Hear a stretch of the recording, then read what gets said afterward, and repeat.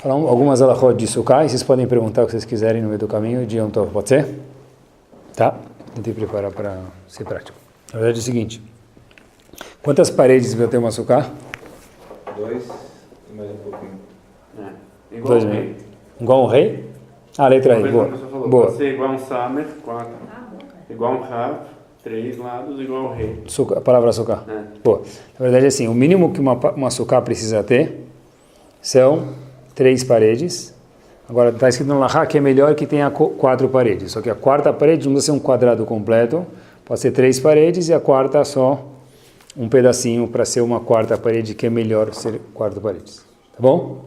Do que tem que ser feito, qual material tem que ser feito o teto, pessoal? Qualquer coisa que nasce. Qualquer coisa que nasce? Vegetal. Isso. Pode ser ou bambu, ou plantas, ou comida, pode ser? O que é comida? Comida, uma maçã, milho, mexerica. Melancia não, que é muito pesado, mas alguma outra coisa. Nos rach da sukkah, pode colocar qualquer coisa? Que nasce da terra, mas comida. Então, na verdade, comida não pode, mesmo que nasce na terra, por quê? Batata frita? Porque tudo que... Não, tem uma utilidade. Tudo que nasce da terra, mas recebe impureza, que é tumá, não pode ser colocado. Então, já que a comida recebe impureza, então não vale para as rach. Por que impureza? Então, tem alahot de pureza e impureza, a comida é uma das coisas que recebe impureza. E já que tudo que tem que nascer na terra e não ser nenhum objeto, nenhuma comida, para poder colocar. Então, bambu serve? Madeira serve? Porque o bambu não recebe impureza. Porque bambu é uma coisa in natura. Se você pegar o bambu e fazer uma cadeira de balanço, por exemplo, e colocar na sukkah, aí já não, no teto da sukkah, aí já não vale Mas também. não pode ser qualquer bambu. Você não pode pegar, fazer um bambu que você fez por uma vara de pescar. Isso, porque virou um utensílio. Porque a comida recebe impureza, então, né? Entendi. Então tem algumas alahot do que recebe impureza. Então, ou comida ou um utensílio recebe impureza. Tudo que é comida ou um utensílio recebe impureza. Então, não... Fica pureza exatamente. Então são alahot de tumá e tará, aí tem outras alahot que não tem a ver com sukkah. Mas o que recebe impureza e não pode entrar no teto da sukkah? Ou uma comida ou um utensílio, tá bom? Agora é o seguinte, uma coisa importante também, sempre é indispensável fazer primeiro a parede e só depois o teto. Como daria para fazer o contrário? Simples. Quer dizer, que é errado, mas poderia assim, fisicamente fazer isso. Você pegar 4 paus, montar só os 4 paus e colocar os rach, o teto. E só depois construir a parede, mesmo que eu cheguei 1 hora depois e vi a sukkah pronta, a sukkah está inapta, está psulá. Por quê? Porque, de acordo com a Lahá, tem que construir sempre, obrigatoriamente, primeiro a parede e só depois o teto. Tá? Se você não viu, tem que dar uma fuçada para perguntar se a pessoa construiu assim. Você só levantar então, aí, se foi construída a primeira parede e depois o teto, tem que levantar cada uma dos rach. É bem enrolado, então tem que evitar esse caso. Se construir primeiro o teto, depois a parede, precisa levantar todos os rach, um por um. Tá bom? Entendeu? Né? Isso é importante lembrar.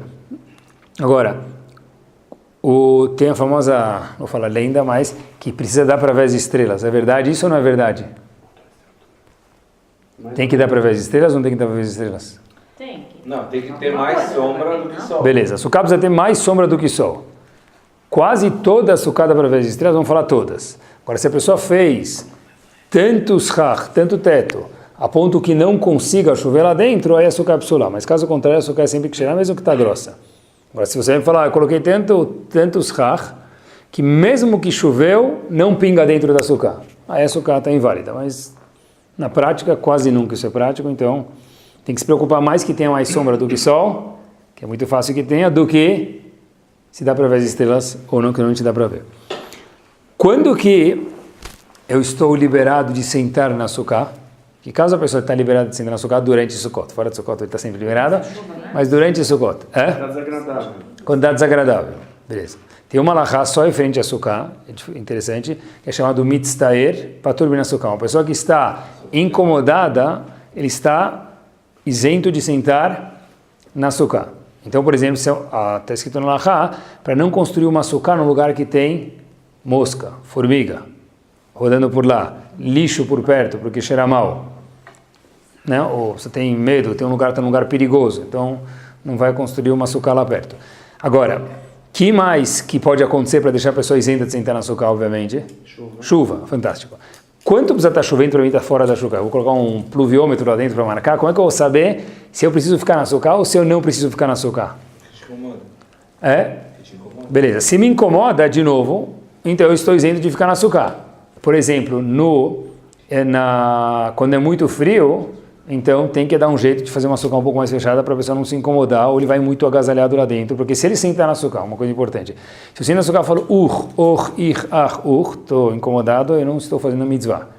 Então Sukkot é um momento que não reclama enquanto estiver na açúcar. Agora, se estiver incomodando, por exemplo, chuva, aí a pessoa está isenta de sentar na açúcar, por causa do incômodo. Quando precisa chover, a ponto que eu preciso ficar fazendo assim. Quando a pessoa começa a dançar, porque cai um pingo aqui, um pingo lá, ele está isento. Agora, se cai um pingo, outro não. Mas se começou a incomodar, a pessoa pode sair e comer em casa. Agora, presta atenção. Não é sempre que está chovendo que eu estou isento de ficar na açúcar. Por exemplo, se começou a chover faz 5 minutos e dentro da minha açúcar não está pingando, eu preciso ficar na açúcar. Porque não vai de acordo com o que está lá fora, vai de acordo com o que? Aonde eu estou sentado. O inverso também é verdadeiro. Parou de chover e na minha açúcar está chovendo, porque está pingando da chuva que já passou faz 1, 2 horas que ficou chovendo. Eu também estou isento de sentar na açúcar. Quer dizer, não depende se está chovendo lá fora, depende se está chovendo aonde. Você tem que esperar um tempo. Por quê? Vamos supor, começou a chover. Você tem que esperar, vamos dizer, meia hora, 15 minutos, para ver se pelo menos para de chover. Ah, então boa. Então, se começou a chover e agora parou a chuva, se eu preciso esperar um tempo para parar de pingar na minha açúcar. Não parou a chuva. Não parou a chuva. Tá. Você chega da sinagoga, está chovendo. Tá, então é o seguinte. Tem que dar um tempo. Então deixa eu dar uma introdução importante. Qual que é o jackpot da mitzvah de Sukkah? Qual que é a mega mitzvah de Sukkah? Beleza. Só tem uma mitzvah bomba que é a mitzvah, dentro da mitzvah de Sukkah. Tanto na primeira noite e na segunda noite. Nesse ano, quarta e quinta-feira à noite, comer 2 fatias de pão no açúcar. O resto, sartén, bom apetite, quer comer, não quer, não precisa. Mas na primeira noite e na segunda eu preciso me obrigar a comer pão na açúcar. Quarta noite e quinta-feira à noite. E quinta de manhã, a gente vai falar daqui a um minutinho. Quando que é obrigação comer na açúcar? Quarta noite e quinta noite. O certo é cabeças. São 2 fatias de pão, de um dedo, 2 fatias e meia, certeza já tem. Tá bom? Por que se está escrito Shivat Yamim, por que só nas 2 primeiras noites? Então o Beto fez eles falam Boyom Arishon. Sim. O Beto fez uma pergunta mais profunda. Você viu o que ele falou? Está escrito em referência a açúcar, 7 dias tem que sentar na açúcar. Sim? Mas eu posso fazer a mesma pergunta, vou te responder de uma forma judaica, posso? Sim. Referência a Pesach também está escrito 7 dias como matzah. Quando tem que comer matzah? Porque está escrito Ba'erev tochlu matzot. Só na primeira noite tem que comer matzah. Então a gente aprende as halachot de Sukkah de Pesach. E agora aprende porque está escrito que na primeira noite tem que comer matzah. E depois está escrito 7 dias tem que comer matzah. Então agora aprende que na primeira noite é obrigatório comer matzah. E nas outras noites, se for comer, come matzah. Se quiser fazer dieta, faz. Sim. Em relação a açúcar, é exatamente a mesma coisa que a gente aprende de Pesach. Na primeira noite é primeira e segunda noite no Brasil. Primeira noite e segunda é obrigatório comer pão na açúcar. As outras noites, vou falar daqui a um segundo. Mas, bom, assim, a priori, a grosso modo, quer comer, come. Quer fazer jejum, não tem problema também. Tá bom? Quando precisa comer, 2 fatias e meio. Agora presta atenção, essa é a bomba da mitzvah de Sukkah. O resto é fichinha perto disso. Agora é o seguinte, já que em relação a Sukkot, existe uma mitzvah da Torá de primeira noite e segunda noite comer pão na açúcar, eu gosto de comer kebab garas, pode? Depois de comer o pão. Come o pão, depois come o que você quiser. Você pode comer picolé de limão de maracujá se quiser. Mas a bomba da mitzvah só se cumpre comendo pão. Agora, então, já vou explicar dos almoços daqui a um minuto. Agora, já que, prestem atenção, já que todas as mitzvot, a Torá não revela por que ela falou para a gente. Está escrito, por exemplo, falei uma mitzvah para mim. Tem 3 mitzvot, só que a Torá fala a razão. Todas as outras não falam. Quem me fala uma mitzvah qualquer? Chatnez. Boa, chatnez, a Torá não fala. Por quê? Mas fala outra mitzvah, mesmo não. Não, mitzvot simples. Kashrut não tem. Kashrut, boa, pronto. Mitzvah simples, obrigado. Ótimo exemplo. Comer kasher. Por que tem que comer kasher? Qual a resposta? Asher que deixaram mitzvotav etzivanu. Hashem deu o prêmio para a gente e obrigou, por isso. Em relação a Sukkah, que é uma das 3 exceções, está escrito a razão. O que muda que está escrito a razão? Então muitos comentaristas falam, opa, já que está escrito a razão em relação a Sukkah, então deve ser que antes de você fazer a mitzvah, você precisa estar consciente com a razão. A tal ponto que se a pessoa não pensar por que ele está comendo o pão na Sukkah, muitos comentaristas falam que ele não cumpriu a mitzvah. 3 razões, né? 3 razões simples e claras que tem que lembrar antes de comer o pão na 4ª e na 5ª noite. 1, estou indo fazer uma mitzvah da Torá. Super simples. 2, essa mitzvah é Zecher Yetziat Mitzrayim, me lembra a saída do Egito. E 3, essa mitzvah, que é a mitzvah de Sukkah, é uma lembrança às nuvens que acompanharam Bnei Israel na saída do Egito. O que as nuvens faziam? Por exemplo, os Eudim estavam andando no deserto tem montanhas e vales. Ficava reto, porque imagina uma mulher, uma criança, um velho, senhor de idade andando no deserto, tem que aguentar. O que essas nuvens também faziam? No frio é muito calor. Desculpa, no dia, falei errado. No dia é muito calor, a nuvem ligava o ar-condicionado, já tinha inventado ar-condicionado naquela época, já, tá bom? À noite é muito frio, então as nuvens aqueciam. No deserto tem muitos escorpiões, então as nuvens preparavam o terreno para Bnei Israel passassem esses problemas. Uma coisa a mais, tem muitas, mas mais uma coisa, já compraram roupa para as crianças? De novo, outro sapato? Encolheu. Ou o pé da criança cresceu, graças a Deus. Mas, antigamente, como eles faziam? A nuvem própria, está escrito no Midrash, que a nuvem própria fazia a roupa crescer e lavava a roupa. Tá? Não tem mais essa nuvem hoje em dia. Tá bom? Senão aquelas dry clean iam todas falidas. Então, por todos esses benefícios, aquelas nuvens acompanhavam a gente no Egito, na saída do Egito, no deserto. Então, voltamos. Antes de comer o pão na 4ª e na 5ª noite, é obrigatório pensar 3 coisas, simples e fáceis. 1, estou indo fazer a mitzvah da Torá, de comer pão hoje. 2, lembrar que essa mitzvah me lembra a saída do Egito. E 3, me lembra as nuvens celestiais que acompanharam o povo durante 40 anos no deserto. Está comigo? Agora, já que a gente não pode ser egoísta, então, depois que fez o Kiddush, antes de comer o pão, lembra isso para as pessoas que estão na nossa mesa. Agora, nos outros dias não precisa comer na Sukkah? Sim e não. O que quer dizer sim e não? Se eu for comer pão, atenção, ou mezonot, eu sou obrigado a comer na Sukkah. Todo o resto eu posso comer fora da Sukkah. Vamos retomar um ponto, é verdade. Se começou a chover e eu estava na Sukkah, então o que eu faço? Ou eu estico a lona, que é que nem comer em casa, mas é mais prático, eu já fico na Sukkah, ou eu vou para minha casa. Se eu cheguei em casa e estava pingando na minha Sukkah, eu posso terminar a refeição na minha casa mesmo que saiu o sol. Uma vez que eu comecei a comer na minha casa, enquanto estava pingando na minha Sukkah, eu posso terminar a refeição inteira em casa mesmo que saiu o sol. Não muda nada. Começou, vai até o fim.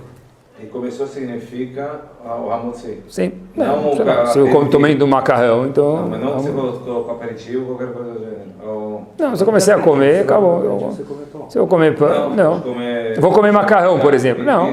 Se eu começar a comer macarrão, por exemplo, eu fiz mezonot, eu posso terminar. Entendeu? Tá certo? Agora, na 1ª e 2ª noite, pessoal, deixa eu voltar um ponto já que estamos falando da chuva. Na 1ª e 2ª noite, já que tem a grande mitzvah da pessoa comer na Sukkah, então existe uma diferença para Ashkenazim e Sfaradim. Os Sfaradim estava chovendo, ele pode tanto na 1ª e 2ª noite também, obviamente, né, que é também, comer em casa. É bom esperar 10, 20 minutos, é bom, mas não precisa, mas é bom. Os Ashkenazim, eles têm que esperar 1 ou 2 horas, ver se para de chover. Se não parar de chover, aí tem que dar uma comida de 2 fatias de pão na Sukkah mesmo chovendo e depois vai para casa. Bom, mas mesmo os Faradim, se parar de chover na 1ª e 2ª noite, obviamente vão fazer o quê? Voltar para a Sukkah, comer 2 pedaços de pão, por quê? Porque essa mitzvah de Sukkot. Falou, começou, não precisa voltar. Beleza, mas na 1ª e 2ª noite, eu estou sedento, eu não quero perder a mitzvah, então eu volto para a Sukkah. De chover mesmo, se chove. Tá.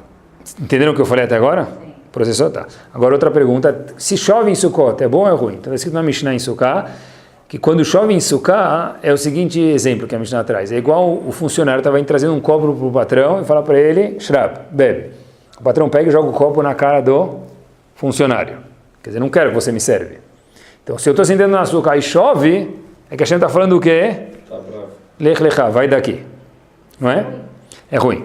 Mas tem muitos comentaristas que falam que só se aplica, não está no Shulchan Aruch, está em comentaristas posteriores, que só se aplica quando é um lugar que não é normal chover e chove, então tipo está falando vai embora, mas um lugar que pode chover e não chover, e tem 4 estações possíveis no mesmo dia, primavera, inverno, outono e verão, que é no Brasil, né, aqui, então tem muitos comentaristas que falam que não quer dizer que a Hashem está chateado. Seria melhor que não chovesse? Seria, mas não quer dizer que a Hashem está chateado.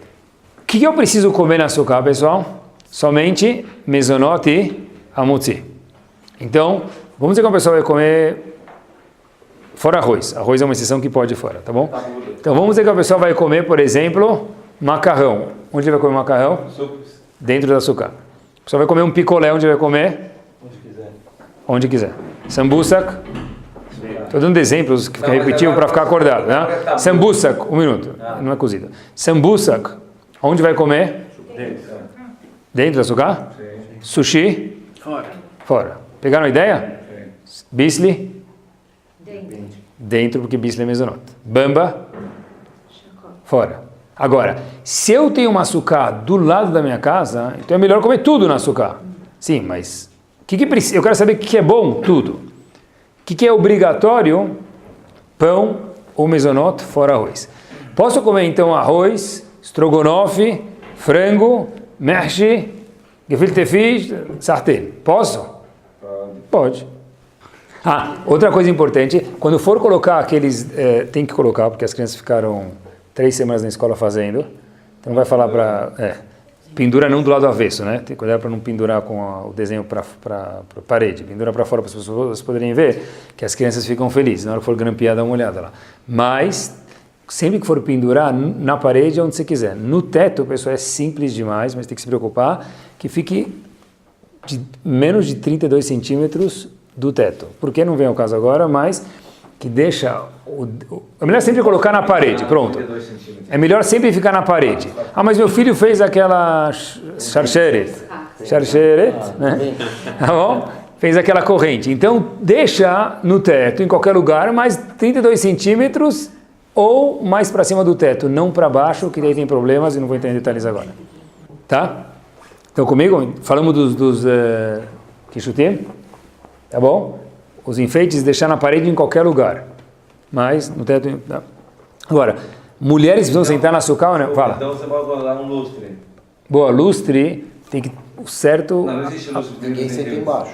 Não existe lustre. Então tem gente que... Tem posquim que falam, é curiosidade isso, que se o lustre, ou qualquer coisa que for, começar o lustre a menos de 32 centímetros do teto, mesmo que ele desça mais, não tem problema. Então, num lustre, que não tem outro jeito, talvez faz assim. Mas em referência a desenhos, óbvio que você pode colocar todo, desde o começo ao fim, a 32 centímetros para cima, mais próximo do teto. Aí tem que fazer assim. Ficou claro? Tá. Mulheres vão sentar na Sukkah ou não? Como a gente prova isso? Zman Gavon. Porque é Zman, Sukkot é chamado Zman o quê? Fixo. Simhatenu, não é? Então, Nashim Toratu na Sukkah. Tá, mas vamos lá. As mulheres entenderam tudo. Mas presta atenção. Presta atenção. Na verdade, como a gente... É melhor não saber. Pula. Como que a gente sabe... Como que a gente sabe que a mulher está isenta de sentar na Sukkah? Porque toda mitzvah a ser positiva em tempo definido, a mulher está isenta. Sukkot tem tempo definido? Porque são só 7 dias. Se Sukkot em 20 de dezembro, não vale nada. Agora, pode sentar a mulher na Sukkah ou não pode? Pode, mas não precisa. Pode a mulher pegar os 4 espécies ou não pode? Pode, todo mundo, mas não precisa. Agora, atenção. Sabe, pode? Claro que pode. Mas atenção. A diferença que existe é a seguinte. Uma mulher ashkenazia que quer sentar na Sukkah, ela pode fazer brachá? Quando precisa fazer brachá um homem, já vou falar quando? Pode. Mulher ashkenazia que vai pegar os Arbat Aminim, faz brachá de Netilat Lulav? Certeza que sim. Uma mulher sefaredia que vai pegar os Arbat Aminim nunca vai fazer a brachá de Netilat Lulav. Por quê? Porque já que ela não é obrigada a fazer a mitzvah, então pode fazer a mitzvah só que sem brachá. Uma mulher sefaredia. Uma ashkenazia pode fazer a mitzvah se quiser, não é obrigatório, e faz a brachá também. Então a mulher sefaredia pode pegar os Arbat Aminim? Claro que pode, mas não faz brachá. Quando que se faz a brachá de Leshev Basukah? Quando vai comer, Hamotzi. Só? E Mezonot também. Boa, atenção pessoal. Uma pessoa sefaradi, ou mulher nunca vai fazer, só vai fazer a brachá de Leshev Basukah quando for comer pão, nunca mais. De novo, uma pessoa sefaradi que vai comer pão, vai fazer a brachá de Leshev Basukah e nunca mais. Mezonot nunca se faz Leshev Basukah para um sefaradi. Tá? Não faz? Nunca. Um homem ou mulher ashkenazia, quando for comer pão, vírgula, ou mezonot, tem que fazer a brachá de Leshev Basukah. E esse sefaradi, desculpa. Sefaradi só quando for comer pão e só homem. Mulher nunca faz Leshev Basukah. Então você fala só Hamotzi. Pão Hamotzi, boa, obrigado. Ah, claro, boa. Se o marido faz Leshev Basukah, óbvio que a mulher responde amém. Boa, bem lembrado. Mas ela própria não pode, se ela está sozinha, ela fazer Leshev Basukah. E faz shechianu nas velas? Mulher? Boa. Mulher faz shechianu quando... Atenção, deixa eu fazer um parênteses. Acho que você falou certo, mas eu vou me permitir aqui. A brachá não existe a brachá de shechianu, é shechianu. Tem um rei antes. Tá bom? Baruch Atah Hashem. Shechianu vekeimanu veigan nas manazé. A mulher pode fazer shechianu? Pode, mas lembrar que se a mulher fez a brachá de shechianu, começou o hag para ela. Então ela não pode, depois que ela fez a brachá, descer de elevador, ou escrever, ou o que for. Do homem que tu... Pode responder, amém. Pode. Duas vezes? Pode, sim. Mesmo que ela fez kavaná? Que kavaná, me explica. Na hora que ela vai fazer... Ah, boa. No momento que a mulher acende a vela e ela fez shechianu, não existe fazer kavaná. Fez shechianu, automaticamente, começou o hag. Mesmo que ela acendeu a vela antes de começar o hag, de verdade, ela acendeu 20 minutos na hora certa, na hora que ela acendeu e fez shechianu, não existe nenhuma condição que ela pode fazer para não receber o hag. Automaticamente ela sim recebeu o hag. Deixa eu fazer uma pergunta para vocês. Já viram que as sukkot muitas vezes são feitas nas quadras dos prédios, né? Em cima da quadra, o que tem para a bola não cair no condomínio do lado? A rede. Pode fazer uma sukkah em cima da quadra? Em cima da rede. Embaixo da quadra que tem a rede em cima. Boa, obrigado. Embaixo da rede, quer dizer. Isso. Dentro da quadra, aqui embaixo. Dentro, boa, vamos reformular. Mas calma. Eu faço a sukkah dentro da quadra de futebol do prédio que tem a rede em cima. Mas que dá para ver o céu, não adianta muito, porque vou te dar um exemplo. Vamos dizer que eu faço uma sukkah aqui no terraço, tem a varanda de cima e dá para ver o céu. Não adianta, né? Não, mas tem a varanda de cima. Não, o que ela está querendo dizer é que você vê direto o céu, não via todo. Ah, boa, entendi. Boa, entendi agora, tá certo, agora entendi, desculpa. Então, na verdade, mesmo, tem alguns casos que a gente junta, porque assim, normalmente quando a gente tem um sarro um pouquinho separado, a gente fala que, alahicamente, ele está junto. Mas, se você fosse pensar assim em relação àqueles quadradinhos da rede, a gente falar que a rede inteira está junta, então você está sentado embaixo de uma rede. Mas a gente não fala isso. Então, por consequência, a conclusão que interessa para a gente é que eu sim posso fazer o shach embaixo de um varal, por exemplo, sem roupa pendurada, ou embaixo de uma rede, numa quadra poliesportiva. Tá bom? Mas se tiver roupa pendurada no varal, obviamente que já aí tem problema. Porque eu estou sentado embaixo das roupas, como em Israel às vezes, e não embaixo da sukkah. Tá? Tudo que eu posso fazer na sala da minha casa, eu posso fazer na sukkah. Por exemplo, vocês trazem panela para a sala da casa de vocês? Então não pode trazer panela para a sukkah. Descartável. Então, descartável não é falta de respeito. Descartável é porque é conveniente, né? Então, aí certeza que sim pode. Mas não é desrespeito. Não tem problema, entendeu? Descartável não é problema.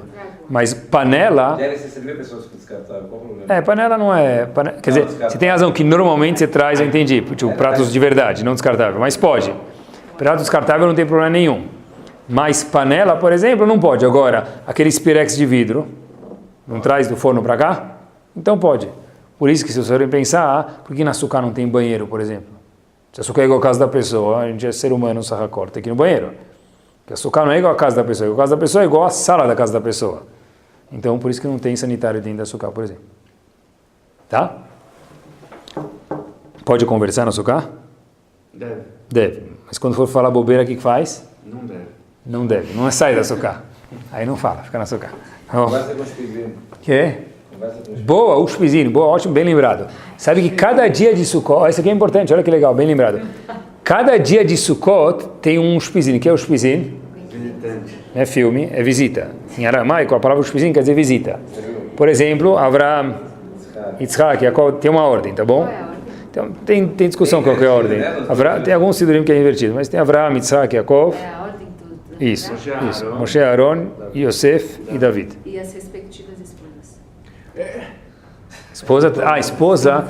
Então, uma vez eu vi que a esposa vem junto com o marido.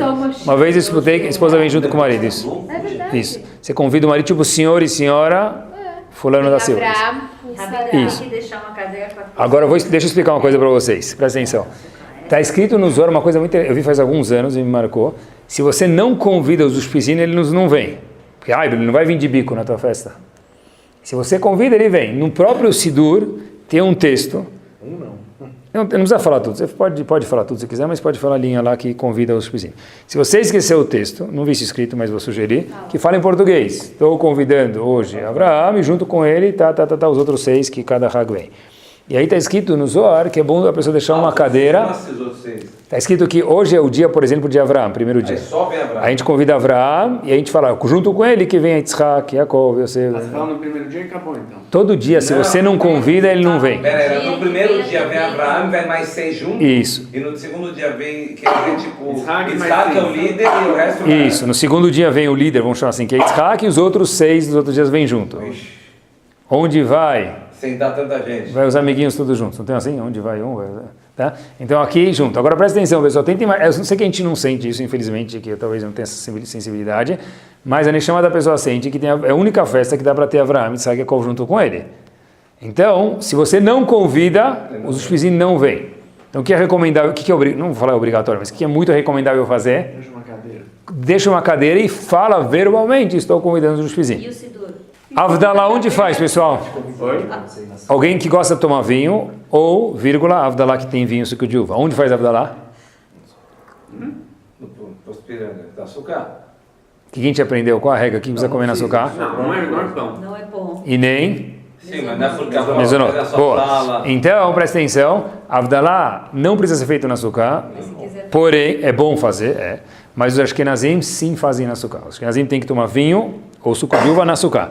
Sfaradi, somente pão e mezonot no açúcar. O resto pode tomar fora e comer fora, pode. Mas, atenção, é bom comer dentro? É. Tá? Agora, uma novidade, sempre que você estiver comendo uma refeição, por exemplo, que é refeição de pão, não pode tomar nenhum copo d'água fora do açúcar. Por exemplo, eu estou comendo agora pão com hummus, tá bom? Aí eu fiquei com sede e fui buscar água lá na cozinha. Já que eu já estava lá, o que eu fiz? Não pode tomar o gole d'água fora do açúcar.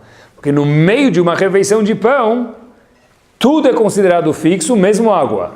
Então eu não posso nem tomar um copo d'água fora do açúcar durante a refeição de pão. Para a mulher também, mas para a mulher não tem problema, porque a mulher não precisa comer nada no açúcar. Então aí não tem problema. Não, porque a priori a mulher não precisava nem comer no açúcar. É bom, mas não é obrigatório. Entenderam o que eu falei? Então se eu estou comendo, eu comi pão. Agora sabe o que? Eu queria sentar um pouquinho no sofá comer uns bizer. Não pode, porque no meio da refeição de pão não pode comer bizer fora do açúcar, porque qualquer coisa comido fora do açúcar é parte da refeição, então não pode comer fora do açúcar. Tá? Agora, o Beto mandou uma foto hoje de uma açúcar, é importante lembrar isso, tá bom? Que essa açúcar é feita de lona, ou pano, ou tecido. Pode fazer açúcar assim? Muitos poskim, dentre eles Rav Moshe Feinstein. Rav Moshe Feinstein fala, tem uma tchuvá, ele escreve no livro dele, Grot Moshe, que isso que vendem açúcar no nosso país, quer dizer, nos Estados Unidos, quando ele morava lá, ele estava vivo, ele falou, isso não tem ashgaha nenhuma. Eu já explico por quê. O Rav Ovadia Yosef também traz nos livros dele, que fazer uma açúcar assim é ou bediavad, de lona, as paredes, ou de pano, é ou bediavad ou quase que passur. Ele fala que certeza não deve usar um açúcar de lona ou de pano. Tem um monte de moco. Vou explicar. Agora, eu vi esse ano, curiosidade, nunca tinha visto esse ano, eu, graças a Deus, vi, o Rav Ben Zion Abashaul, ele fala que se a açúcar é muito presa, pode, mas não é o melhor. Mas todos os outros comentaristas falam que não deve usar um açúcar assim. Como que se soluciona esse açúcar? Tem algumas formas, mas a forma mais fácil de explicar para vocês é pegar 3 paredes de açúcar, dentro, rente à lona, na parte de dentro ou de fora, colocar 3 paredes de madeira ou madeirite, ou o que for, de 80 centímetros de altura, fazer um C, 3 paredes. Por quê? Porque aí a minha parede de verdade que é a madeira que tem pelo menos 1 metro de altura, e aí aquele é meu açúcar. E o resto, a lona só faz um enfeite. Então tem que ao máximo evitar usar uma açúcar que é feita só de tecido ou só de lona. Tá bom? Mas muitas sucot portáteis são assim, não é o melhor. Eu vou falar para vocês, todos os posquim falam, tem muitos posquim falam que nem deve sentar numa açúcar assim. Então, sentou numa açúcar assim é fusquinha, mas o certo não é fazer uma dessa. Bom? Pessoal, uma coisa nova para vocês, vamos terminar mais 2 minutinhos, termino. Uma coisa importantíssima é, eu sei que vocês pagaram caro pelo etrog, mas não pode cheirar o etrog, está escrito no Shulchan Aruch, durante os dias de Sukkot. Se eu peguei o etrog e ficou o cheiro na minha mão, pode, mas cheirar o etrog, o etrog próprio é proibido. Está escrito que o etrog foi o ktsá separado para mitzvah, então não pode cheirar, também tem problema, fora isso, tem problema de qual brachá que você faz, então é um problema. Mas, então durante o Hag, não se deve cheirar o etrog. Se minha mão ficou com cheiro de etrog, pode cheirar? Pode, mas não cheirar o etrog. Tá bom? Por que a gente faz os nanuim para os 4 lados? Shana. Porque tinha o corubá, tinha tenufã, né? Agita para cá. Tem, mas não é por isso que se faz. Por que a gente faz os nanuim para os 4 lados? Tem 2 razões que são trazidas. Uma das razões, a Gemara fala, que é para lembrar que igual que o Kadosh Baruch Hu é dono dos 4 lados do mundo, a gente aponta o lulav para os 4 cantos do mundo.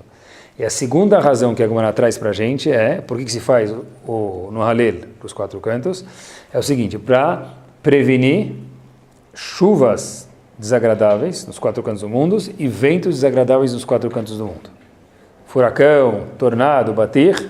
Então está escrito que por isso que a gente faz o nanuim para os 4 cantos do mundo, isso que a Gemara fala para a gente. Tá bom? Cada um faz conforme o costume dele, mas, por favor, ninguém pega os arbataminim e chacoalha assim, parece que ele está soltar o estresse anual no negócio. Por quê? Porque coitado da aravá, ela vai, se você olhar para o chão depois de balançar os anuim, e você vê que a floresta amazônica está embaixo de você, ela caiu de algum lugar, muito provavelmente caiu da sua aravá ou do seu adás. Então ele virou agora frango, depenou. Então não tem mais aravá, ela virou um cabo sem planta, virou pasola. É só balançar assim, não tem mitzvah de chacoalhar, solta estresse. Está estressado, vai pescar, ou pega aquelas bolinhas e fica apertando. Não desconta a raiva nos arbataminim. Bataminim é só fazer assim, cada um conforme o costume dele, não precisa chacoalhar forte. Tá bom? Na hora que for montar os arbataminim, qual espécie tem que ficar mais alta? Lulav. Óbvio, lulav. Depois do lulav, qual a espécie? Dentro do lulav, adas e aravá. O lulav está mais alto, mas qual a segunda espécie mais alta que tem que estar mais alta? O adas. O adas normalmente ele é mais baixo. Então, para ele ficar mais alto, você vai ter que fazer o quê? Colocar o cabinho do Hadass um pouco mais para cima, para que os Hadassim fiquem mais altos do que Aravá. Vou repetir de novo.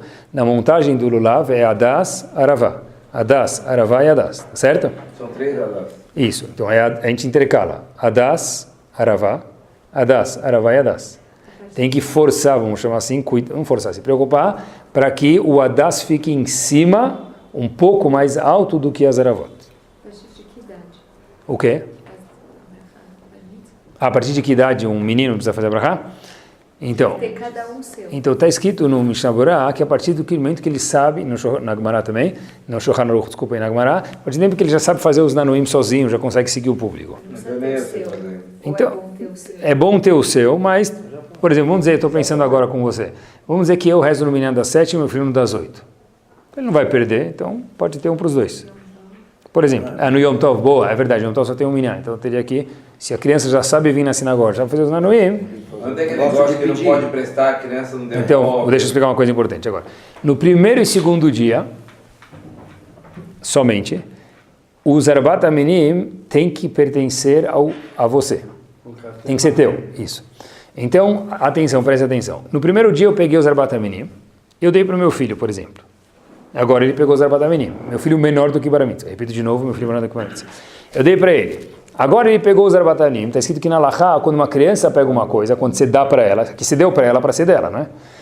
Ela sabe adquirir, mas ela não sabe devolver. Mesmo que ela te falar, pega, Abba, de acordo com a Halachá, ainda é dela. Porque você deu para ela. Então, agora, no segundo dia, os Arbat Aminim tem que ser de quem? Teu. De quem é os Arbat Aminim? Então você não fez a mitzvah. Então, no primeiro e segundo dia, até você cumprir a mitzvah, não pode dar para uma criança. Como dá para solucionar esse problema? Ah, eu quero pegar teu lulav. Então, simples. Você no primeiro dia faz a tua brachá e depois deixa ele segurar enquanto você ainda está com a mão nos Arbat Aminim. Ele segura junto com você. Devolve para o Abba. No segundo dia, depois que você já fez a brachá, você pode dar para ele. Porque do segundo dia em diante, quer dizer, terceiro, quarto, etc e tal, os Arbat Aminim não precisam mais ser teus. Então, mesmo que é do teu filho, você fez a mitzvah. Tá claro? Sim. Arbat Aminim no Shabbat são muktzeh, não podem ser mexidos. Tá? Então, você deixa em algum cantinho que não vai mexer. O cara justo no Shabbat de Hol HaMoed, ele quer ver como que é o Etrog, lembrou que o Etrog tem uma pergunta da Gemara justo naquele Shabbat, ele lembrou o ano inteiro, ele lembrou naquele Shabbat. Continua sendo muktzeh, não pode mexer. Por quê? De guardar para Pesach. Então tem um costume, assim, uma coisa boa, não é uma obrigação, de queimar o Hametz junto com a Aravá. Não está muito claro, para mim nunca ficou claro, se é só Aravá ou junto com os Arbat Aminim, menos Etrog, desculpa, porque já que você fez uma mitzvah, faz mais uma mitzvah com isso. Mas queima o Hametz. Isso não é Hametz. Não, então para ajudar a combustão do fogo para queimar o Hametz naquilo. A madeira. Colocar lenha na fogueira. Porque já que você fez uma mitzvah, faz uma mitzvah. Mas eu esqueci, então é uma coisa boa, não é uma obrigação. Bom? Deixa eu ver se ficou alguma pergunta? Na Eruv Tafshilin, não esquecer esse ano de fazer Eruv Tafshilin, nesta quarta-feira e na quarta-feira que vem também. Repito de novo. Nessa pode fazer. Não, qualquer lugar. O Eruv Tafshilin tem que ser quarta-feira, qualquer hora. Não espera até as 5:30 para fazer o Eruv Tafshilin. Pode fazer 8 da manhã? Pode. Eu quero acordar Netz fazer o Eruv Tafshilin. Pode acordar Netz. Pode. Eu acho que pode, nunca vi, mas talvez seja melhor fazer lá por ignorância minha, mas eu acho que pode. Tá? Como que faz Eruv Tafshilin? Certeza que pode. Tá? Se não faz lá, mas o Eruv Tafshilin, entre parênteses, tem que sobreviver até quando? Até pelo menos sexta-feira à noite. Mas não precisa consumir, né? Então, o Eruv Tafshilin tem que sobrar, tem que estar vivo, não ainda ninguém tem comido ele até sexta-feira à noite. Tá? Então, se você fazer Eruv Tafshilin e deixar ele na geladeira, na manhã seguinte você vai ver todo mundo tomando, ninguém nunca come ovo nem pão, justo naquele dia vão comer. Então tem que colocar um papel lá, por favor, não coma, tá bom? Depois que passa o sábado pode jogar. A partir de sexta-feira à noite, não precisa mais usar o Eruv, mas está escrito que é bom usar ele, comer ele, porque já que você fez uma mitzvah, comer o Eruv. Ninguém quer comer, não come, não tem problema. Mas é bom comer o Eruv no Shabbat? É bom, é obrigatório, não é obrigatório. Tá? O que o Eruv permite a gente fazer? O que o Eruv Tafshilin permite a gente fazer? Beleza. Cozinhar somente de quinta à noite ou sexta para Shabbat. O Eruv não permite cozinhar de quinta para sexta e nem de quinta para Shabbat. Repito de novo. O Eruv permite cozinhar de quinta à noite ou sexta para Shabbat, nunca no Shabbat, nem de quinta para Shabbat e nem de quinta para sexta. Tá bom? É um Eruv Tafshilin por casa. Pode ligar achei que você pode ligar a panela de junta. Pode. Então, tudo que o certo é deixar um fogo ligado. Não, né? Mas se aconteceu que a pessoa deixou sem querer, então a chapa não dá para deixar 3 dias que queima. Então, nesse caso, no Yom Tov, no Shabbat não pode. Sim. Mas no Yom Tov pode pedir para ela ligar. Pode pedir para ela ligar. Você pode pedir para você ligar um forno elétrico no Shabbat, nunca na vida, já me na vida. No Yom Tov pode, porque é um caso que não dá para deixar ligado, vai queimar, então nesse caso pode. Agora, por exemplo, obviamente tem que deixar uma vela acesa, porque a vela já pode deixar acesa. Então é incompetência não deixar acesa. Se apagou sem querer, pode pedir para o não Yehudi acender. E se a Chique você quiser mas deixa desde o princípio, não acesa não pode. Agora a chapa elétrica já vai queimar e pode... Se ela quiser fazer um bolo no Yom Tov, e ela prefere fazer no liquidificador do que no... Não, aí não pode. Fazer bolo no liquidificador não pode. Não é a mesma coisa. Não. Usar liquidificador no Yom Tov é proibido. Mas qual é a diferença? Liquidificador ou Porque um é forno? para cozinhar. Tem diferença. Aqui tem, Mas geral. um também faz Mas é para a facilidade dela. Então, aí já é muito delicado, é muito particular, e aqui também quando faz barulho tem um problema. Tem também história de barulho? tem. No Shulchan Aruch tem. Um minuto, rapidão. Quando tem, é chamado Ashmat Kol, quando tem barulho, Qualquer coisa tipo liquidificador, batedeira, No Yom Tov, todas essas coisas. não pode usar no Yom Tov. Tá? Não é negócio do suco de laranja, não é melhor ela fazer, se ela quer fazer um suco de laranja na mão, você vai fazer na maquininha, no coisa, ela pode fazer na maquininha, O quê? suco de laranja. Então, não pode, de jeito nenhum. Sritar no Yom Tov é proibido. Não pode fazer suco de laranja também, não? Não. Sritar no Yom Tov, espremer no Yom Tov é proibido. Então não pode... Espremer em cima da comida pode, espremer um limão na comida pode, que nem no Shabbat pode.